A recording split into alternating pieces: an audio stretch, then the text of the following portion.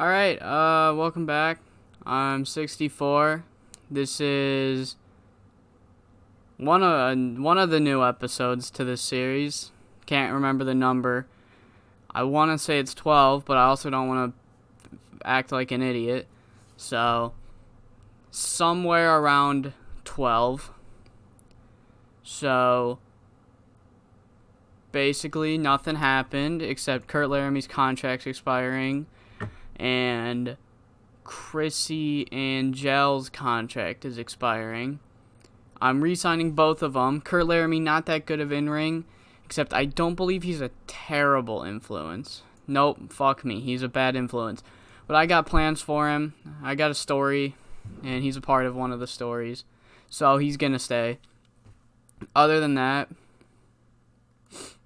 I think we can just get underway with the show. Alright, and opening the show, we have Jimmy Hernandez enters for his match. He's going to have Jack Bruce at ringside. But before he before the match starts, Jack Bruce hands him a microphone and he says, "Well, as you guys know, Jack Bruce versus the Crippler will no longer be happening due to Jack Bruce's condition. Also caused by the Crippler, I might add, so he's not getting what he wants because of his actions. However, we kind of have a compromise for you. I have a compromise for you. Instead of watching Jack Bruce kick the Crippler's ass at his own game, why not a little protege versus protege? Hollywood Brett Starr, I'm calling you out. Fight me at Awesome Impact, one-on-one, no holds barred." Boom. So I did this. No improvements. It's pretty good. We then have Sammy Smoke versus Jim. Wow, Jimmy Hernandez is already at a 74. Holy shit. That's good. Phone notification. Fuck off. Airplane mode. Alright. But in a decent match, Jimmy Hernandez defeated Sammy Smoke in 5:31 with an apparition number 14. Pretty good match. Jimmy Hernandez is now a mid-carder, and I kind of want to give someone a North American title shot. Maybe. No, I don't think so. Because that's in a story. But we can see Rogue is in the building. He's finally medically clear to be in the building, but he's stumbling. He is completely high. He's totally out of it. He is just so zoinked that he can't compete. And Angry Gilmore's like, "Rogue, what the fuck, dude? You were supposed to face Brandon James." And Rogue says, No, dude, I can face Brandon James, bro. Brandon James ain't shit, bro. Brandon James could suck my dick. Remo had to fucking injure me because he knew if I got a second match, I'd fuck him up. Rogue, why the fuck did Richard Eisen, I know, he's not the most competent owner in the world, but why the fuck did he hire that Dr. Bill? Look what he's done to you, Rogue. He's gotten you addicted to weed. Dude, I'm fine. He just passes out. He greens out. Angry Gilmore just fucking doesn't help him up, walks away. Lost teeth, that sucks. Fuck, dude, my nose. Alright. In a decent match, the All-Americans defeated the Polar Bears in 6:47 when American Machine defeated Bear Bukowski by pinfall with the Patriot device. In terms of in-ring work, Des Davids was heads and shoulders above everyone else. Everest, 7-minute match, still visibly tired. Everest, you suck. You are going to become as good as a local enhancement talent at this rate. Jesus. And then after the match, the All-Americans are celebrating when the Huey comes out and he cut the music.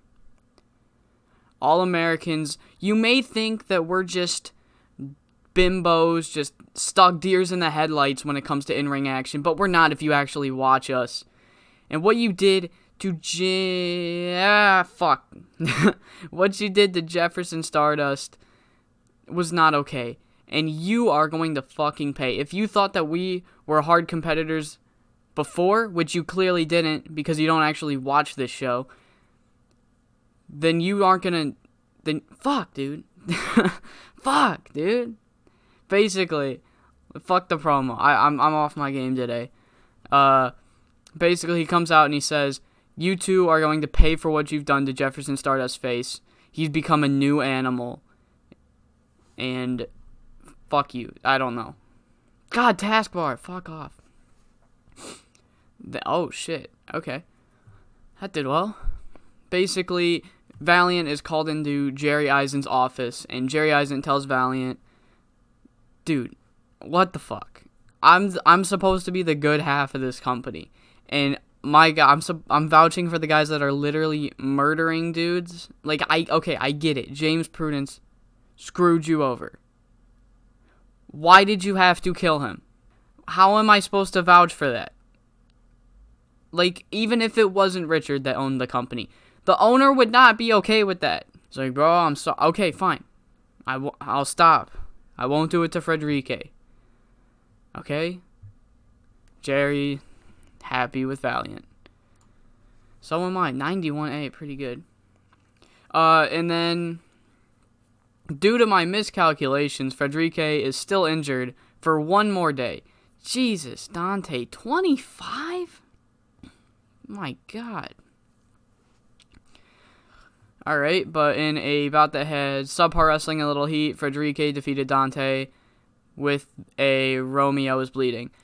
So, 63C, and then after the match, Valiant goes on the stage, and I'm like, Freddie, calm down, I'm not here to kill you like I did your good-for-nothing piece of shit partner. Since Jerry Eisen says that I can't assault you, and I respect Jerry Eisen, I'm not going to. I'm going to get someone else to do it. And then from the crowd, Steven Parker comes down with a steel chair and lays out Frederique Antonio Garcia, the resident porn star who we thought would probably team up with a team like these guys. Does not. Lays him out. Steven Parker is teaming with Valiant. Next segment. Robbie Retro and Hollywood Brett Starr in a decent match. Hollywood wins in 11:54 after using underhanded tactics. And the story of this match is kind of like Hollywood has been saying, he hasn't been saying it, but Hollywood still needs to resort to these underhanded tactics to win after all this training. And Crippler doesn't really care.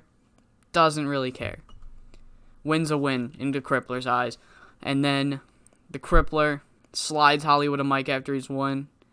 And Hollywood says, "Are you sure, Jimmy, you want to challenge the guy that's been training with one of the top hardcore wrestlers in this company?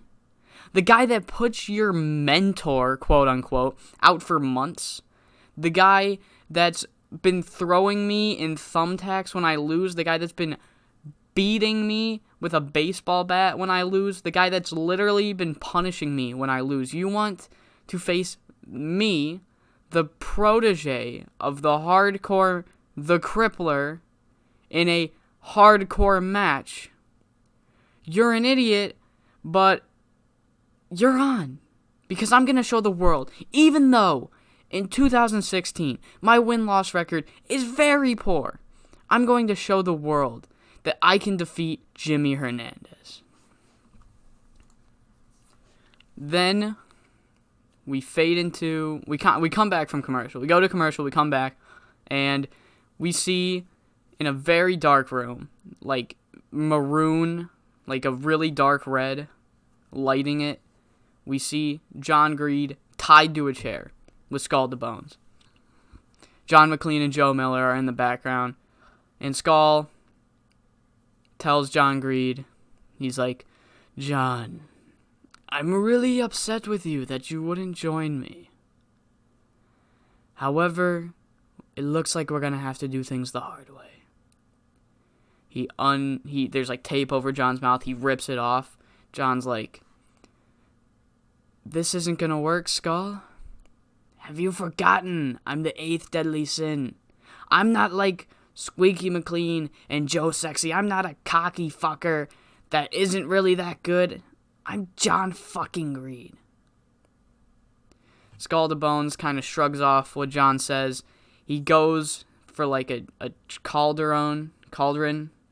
He heads to his cauldron. He picks it up, And as he turns to John Greed is gone. John Greed is probably the most Skull to Bone-esque worker on the roster. Skull to Bones look good, though, so that's good. We then have our semi-main event. In a decent match, Brandon James defeated Spencer Spade in 7:45 in a not just a decent. I thought this was a good match for Spencer Spade. So 79 beat, and then after the match, Bremo does its thing. Remo was at Brandon James' side, and basically Remo hits his finisher on Angry Gilmore on the outside. When Bremo then come in the ring, they start to size up Spencer Spade when Rogue, of all people, comes out. Rogue rushes down to the ring, and he absolutely kills Bremo. And for some reason, Rogue, when totally high as shit, can beat up Remo and Brandon James. Save Spencer Spade, and they just walk off standing tall. Next segment, we have Captain Atomic taking on Eric Eisen in the main event. Kind of a shit main event. Don't care.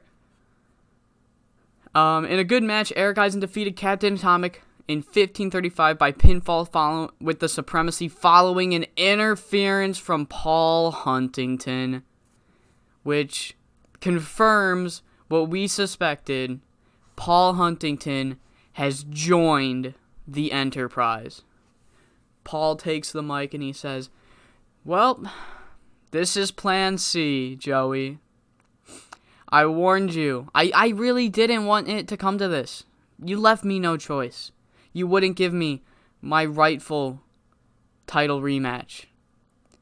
So I had to team up with the men in this promotion.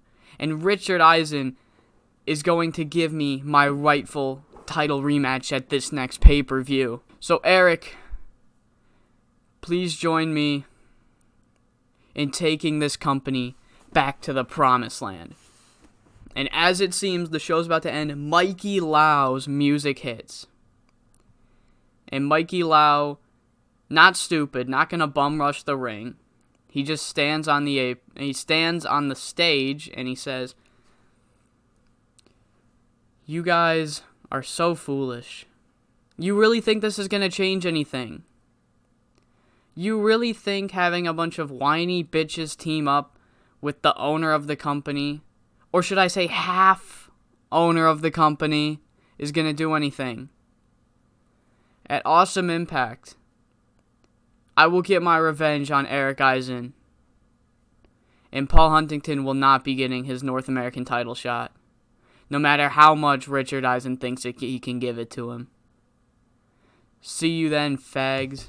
End the show. Didn't know where that last promo was going. And the show, fags. That was the closing line. I don't know. I was off my game today. I know my game isn't very good, but it was a whole lot better than this. Yeah, I didn't know. Oh shit. SNP get extra funding. The Scottish National Arts Council has announced that it is continuing its support of SNP by giving it a top-up grant. A spokeswoman for the council commended the promotion on their first year of performances, especially in regard of their diverse cast and challenging material. Although no comment was given on whether anyone from the Scottish National Arts Council, from the SNAC actually ever bothered to see an SNP show. Yikes. Okay. So yeah, one day I got off. Whatever. I think we did better than I guess that was just an off show for TCW. Let's check on their paper appearance deals. Vita. Still, that's it. So yeah, like I said last time, which I think was yesterday, I think I'm uploading 2 days in a row. Ooh. I think that's just kind of how I upload, I guess. I upload, no videos for 6 days, and then I'll upload 2 days in a row. That's just how it be sometimes. That's just how it be. Barbakowski still got, how many in-ring days left? He's still got 12 he's still got 12 days left on his contract. So, I'll say it again. But if anybody wants to see anyone specific in this series, leave a comment. Just make sure they can play heel, and I'll tell you if I can employ them or not. And I will see you in the next episode of Awesome Impact. It is the pay-per-view. That was the go-home show. That was the go-home